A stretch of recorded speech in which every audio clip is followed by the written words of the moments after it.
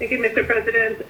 Definitely want to add my voice to the chorus here. I think that it's been really important and gratifying to work collaboratively on this particular relief package. Councilmember Friedson really led in this particular instance and made sure that we all were able to bring up and incorporate particular pieces and particular priorities. And so a lot has been said already, but I do agree that, making sure that we took into consideration a larger threshold of employees is important. I think that the nonprofit piece was critical, and it's something that, resonated with me as somebody who co-founded a nonprofit organization and led it for 8 years. I know how fragile that cash flow is, not just for small businesses, but of course for nonprofits at a time when we're relying so heavily on nonprofits. That was really important.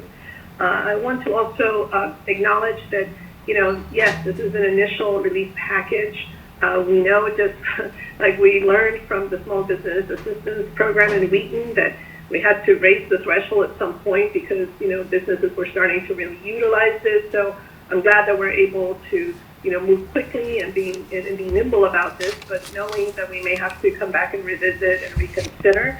And I also want to echo what was said. Councilmember Ray said this, and I feel very strongly that we do need to make this simple. At this moment of time where everybody is so anxious and, business owners are having to now lay people off or, think about whether they're going to survive, the last thing we want to do is add, unnecessary burden by making this so complicated. So, we will be able to, of course, work on all these details when we get to, deliberate on the bill. And I hope that we also take some time to identify those within the administration, as well as, for example, the Economic Development Corporation that could play a leading role in ensuring that all businesses understand and have this information.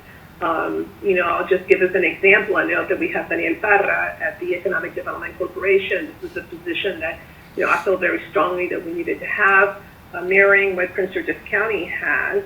And luckily they were able to respond and create this position. We need to leverage positions like that because we're not going to be able to add, obviously, positions. There's a hiring freeze and we're trying to hold the line. But I know that we have so many folks within the Business Navigator and all the different programs, but everybody has to be on the same page and make sure that they go really deep into the community.